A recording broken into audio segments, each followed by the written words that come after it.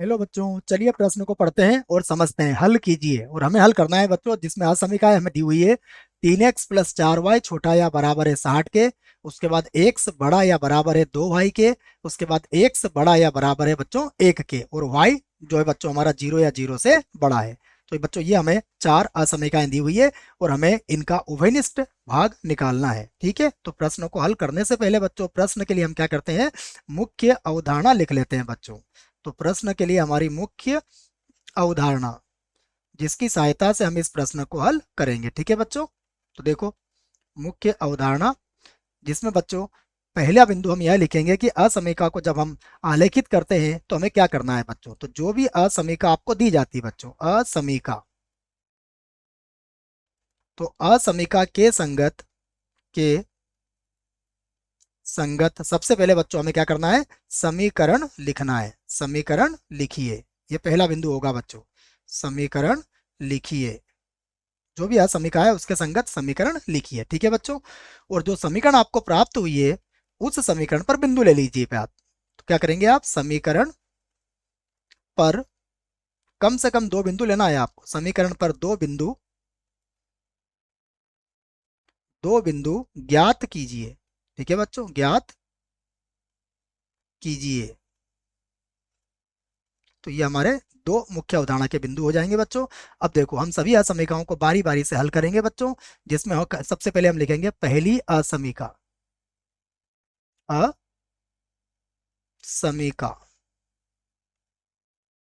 देखो बच्चों पहली असमीका हमारे पास है 3x प्लस का 4y और छोटा या बराबर है बच्चों किसके, 60 के।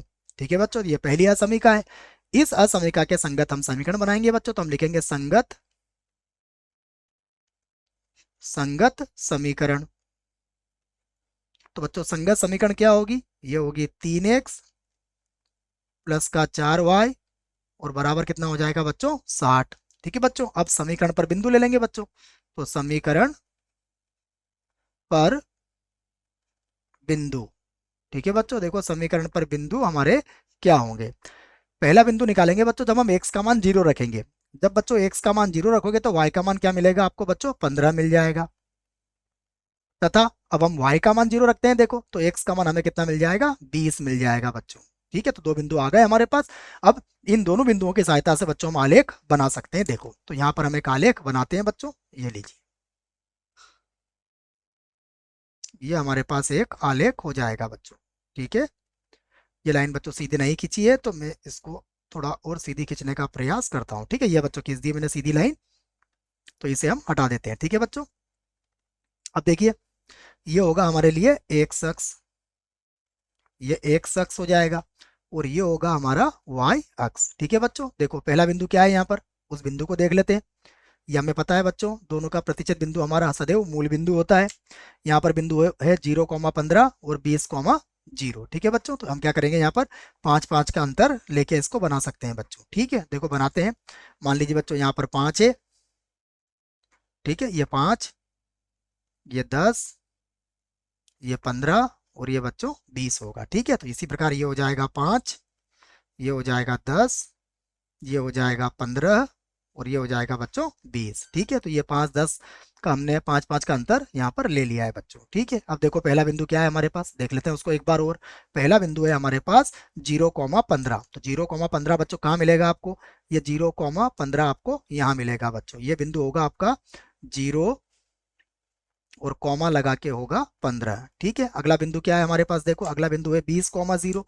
तो ये होगा हमारे पास 20 और कॉमा 0। ठीक है, अब इन दोनों बिंदुओं को मिला के हम बच्चों एक रेखा खींच देंगे। देखो ये 15 वाला बिंदु है और ये 20 वाला, इसको मिलाती हुई हम एक रेखा खींचेंगे बच्चों। और ध्यान रहे बच्चों, यह रेखा कभी कभी गहरी काली होती है और कभी डॉट में होती है बच्चों। ठीक है, तो यहाँ पर अगर असमीका में बराबर का चिन्ह है तो यह गहरी काली खींची जाएगी। देखो बच्चों यहाँ बराबर का चिन्ह है, अर्थात ये गहरी काली ही खींची जाएगी। ठीक है बच्चों, अब देखते हैं कि यह मूल बिंदु को संतुष्ट करेगी या नहीं करेगी। ठीक है बच्चों, देखो इस रेखा का जो असमीका थी वो क्या थी हमारे पास, लिख देता हूँ मैं 3x प्लस 4y। यहाँ पर आएगा 3x प्लस का 4y और यहाँ पर आएगा बच्चों कितना, देखो ये आ जाएगा हमारे पास 60। तो मैंने लिख दिया है इसको। अब देखो मूल बिंदु पर इसको जांच करते हैं बच्चों। मूल बिंदु पर। तो देखो मूल बिंदु पर, इसका मतलब x का मान क्या रखेंगे यहाँ पर 0, तो ये हो जाएगा 3 × 0 प्लस ये हो जाएगा 4 × 0 और छोटा या बराबर होगा 60 के। तो ये हो जाएगा 0 छोटा या बराबर है 60 के, जो कि क्या है बच्चों, जो कि सत्य है। ठीक है बच्चों, और यदि यह सत्य है बच्चों तो फिर असमिका जो है मूल बिंदु को संतुष्ट करती है। ठीक है, तो हमारा जो हल क्षेत्र होगा बच्चों वो मूल बिंदु की तरफ होगा, इस रेखा का हल क्षेत्र। ठीक है, मूल बिंदु की तरफ का पूरा भाग इसका हल क्षेत्र हो जाएगा बच्चों। अब हम दूसरी असमिका लिखते हैं, देखो तो दूसरी असमिका, देखो बच्चों दूसरी असमिका क्या है हमारे पास, दूसरी असमिका है हमारे पास x माइनस, सॉरी बच्चों, x बड़ा या बराबर है 2y के। ठीक है, इसी को लिख लेते हैं हम, x बड़ा या बराबर है 2y के। इसी को बच्चों ऐसा भी लिख सकते हैं हम, x माइनस 2y बड़ा या बराबर है 0 के। अब इसके संगत समीकरण लिखते हैं बच्चों, तो इसके संगत समीकरण देखो क्या बनेगी, ये बनेगी x माइनस 2y बराबर 0। अब समीकरण पर बिंदु ले लेते हैं बच्चों, तो समीकरण पर बिंदु। ठीक है बच्चों, तो देखो समीकरण पर बिंदु क्या होगा, पहला बिंदु रखेंगे बच्चों हम x का मान यदि 0 रखते हैं तो y का मान भी 0 मिलेगा। ठीक है बच्चों, और दूसरा कोई बिंदु ले लेते हैं बच्चों, कोई सा भी बिंदु ले सकते हो आप। यदि बच्चों आपने y का मान थोड़ी देर के लिए बच्चों 5 रखा तो x का मान क्या मिलेगा, 10 मिलेगा बच्चों। तो x का मान 10 और y का मान कितना हो जाएगा, 5। ठीक है बच्चों, अब इसकी सहायता से भी बच्चों हम इसको बना सकते हैं। देखो तो एक तो मूल बिंदु हो गया बच्चों 0 0, और दूसरा बिंदु क्या हो गया, x का मान 10 और y का मान 5। तो यहाँ पर कहीं पर होगा बच्चों, यह बिंदु होगा हमारे पास। तो इसे मिलाते हुए भी हम एक रेखा खींच सकते हैं। देखो तो वही रेखा हम यहाँ पर खींच रहे हैं बच्चों, तो इसे और मूल बिंदु को मिलाती हुई ये हमने एक रेखा खींच दी बच्चों। ठीक है ना, एक रेखा को इधर से भी लेके आएंगे, ये होगी बच्चों ना, सीधी रेखा ही खींचना है आपको, याद रखें। तो देखो ये जो रेखा है बच्चों ये क्या है हमारे पास, x बड़ा या बराबर है किसके, 2y के। ठीक है, अब देखते हैं बच्चों यह रेखा मूल बिंदु को तो संतुष्ट करती है, अब इसको दूसरे चतुर्थांश के किसी बिंदु से संतुष्ट करवाते हैं। यदि करती है तो इसका आंसर दूसरे की तरफ आएगा, अन्यथा चौथे चतुर्थांश की तरफ आएगा बच्चों। तो हम यहाँ पर एक बिंदु ले लेते हैं, देखो सेकंड चतुर्थांश में कोई बिंदु ले सकते हैं यहाँ पर हम, हमें पता है बच्चों दूसरे चतुर्थांश में क्या होता है, x का मान तो माइनस का होता है और y का मान बच्चों प्लस का होता है। तो यहाँ पर एक बिंदु ले लेते हैं हम -1, 1 पर। ठीक है, ये बिंदु कहाँ होगा हमारा, दूसरे चतुर्थांश में ही होगा बच्चों। ठीक है, तो देखो रखो यहाँ पर मान, अगर आपने x का मान क्या रखा, -1, -2, y का मान कितना होगा 1। ठीक है बच्चों, तो ये कितना हो जाएगा, -3, जो कि 0 से बड़ा है, अर्थात ये कथन क्या है हमारा, ये कथन हमारा असत्य है। ठीक है बच्चों, तो ये कथन हमारा असत्य है, अर्थात यह असमिका जो है वो दूसरे चतुर्थांश को संतुष्ट नहीं करती है। तो इसका उत्तर किधर मिलेगा बच्चों, चौथे चतुर्थांश की ओर। तो इसका उत्तर बच्चों इधर आ गया है जैसा मैं बना रहा हूं आपके सामने। ठीक है, तो ये हमारी दूसरी असमिका हो गई।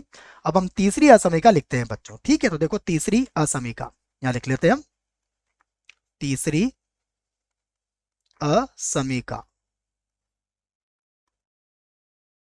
तो देखो बच्चों तीसरी असमिका क्या है हमारे पास, तीसरी असमिका है हमारे पास x का मान 1 या 1 से अधिक है। ठीक है, तो यही लिखेंगे हम, x का मान 1 या 1 से अधिक, x का मान 1 या 1 से अधिक है बच्चों। ठीक है, तो देखो बच्चों इसके संगत हम समीकरण लिखते हैं, तो संगत समीकरण, तो देखो बच्चों संगत समीकरण क्या होगी, x बराबर 1 होगी।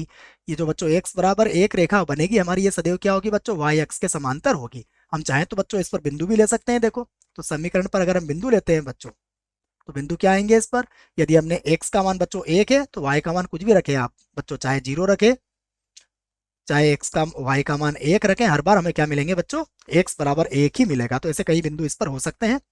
इसको मूल बिंदु से भी बच्चों संतुष्ट करवा लेते हैं। तो देखो मूल बिंदु पर, मूल बिंदु पर देखो बच्चों यदि हमने x का मान क्या रखा, 0, y तो है ही नहीं, तो 0 बड़ा होता है 1 से। यह कथन क्या है बच्चों हमारा, असत्य है। यह कथन क्या है, असत्य है। तो अर्थात क्या हुआ बच्चों, यह मूल बिंदु को संतुष्ट नहीं करती है। ठीक है, तो देखो हम बनाते हैं x बराबर 1 वाली रेखा। तो बच्चों x बराबर 1 यहाँ पर कहीं पर मिलेगा हमें, ठीक है ना, यही रेखा हम यहाँ पर बनाएंगे। ठीक है बच्चों, तो देखो बना लेते हैं इसको। तो ये x बराबर 1 वाली रेखा बच्चों कुछ इस प्रकार होगी। यहाँ पर कहीं पर होगा हमारे पास, जहाँ मिलेगा x बराबर 1। ठीक है बच्चों। अब देखो ये जो असमिका थी बच्चों, इसको भी मैंने लिख दिया है यहाँ पर। मैं चाहो तो बच्चों समीकरण भी लिख सकता हूँ या फिर इसको असमिका के रूप में भी लिख सकता हूँ। ठीक है, तो ये हमारी असमिका हो गई है। अब यह भी बच्चों मूल बिंदु को संतुष्ट नहीं करती है, तो इसका उत्तर किधर आएगा बच्चों? इसका उत्तर होगा इधर बच्चों, इसका उत्तर इधर होगा। ठीक है बच्चों, ये याद रखें आप। अब हम चौथी असमिका लिख लेते हैं। देखो चौथी असमिका क्या दी हुई है हमें, मैं उसे दिखा देता हूँ आपको। ये हमारे पास y का मान 0 या 0 से अधिक है। ठीक है, तो उसी को लिखता हूँ मैं। अब हम लिखते हैं बच्चों चौथी असमिका, असमिका। ठीक है बच्चों, देखो चौथी असमिका क्या है हमारे पास, यह है हमारे पास y का मान 0 या 0 से अधिक है।